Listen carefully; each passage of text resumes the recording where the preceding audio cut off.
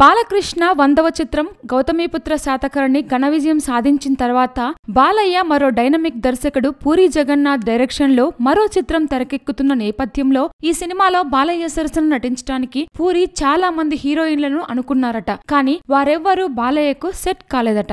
ఇదివరకు బాలయ్య జతకట్టిన హీరోయిన్లతో మళ్లీ బాలయ్యను జతకట్టిస్తే ప్రేక్షకులకు బోర్ కొడుతుందని ఆలోచించిన పూరి బాలయ్య సరసన సరికొత్త బ్యూటీని దింపడానికి ప్రయత్నాలు ముమ్మరం చేశారట.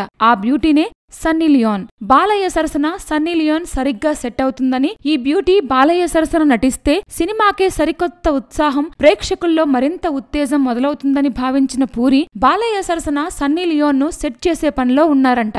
రోగ్ సినిమా ఆడియో ఫంక్షన్ కోసం సన్నీ లియోన్ ని పిలిపించిన పూరి బాలకృష్ణ మూవీలోనూ ఆమెకు ఛాన్స్ ఇస్తున్నట్లు చెప్పుకుంటున్నారు. అయితే ఆమె ఈ సినిమాలో ఐటెం సాంగ్ లో మాత్రమే మెరుస్తుందా, లేదంటే ప్రత్యేకమైన పాత్ర ఏదైనా చేస్తుందా అనే విషయంలో స్పష్టత రావాల్సి ఉంది. గతంలో కరెంట్ తీగ సినిమాలో నటించిన Sunny Leone Praveen Sattar, Rajasekhar combination లో తెరకెక్కుతున్న గరుడ వేగాలో కనిపించనుందనే సంగతి తెలిసిందే.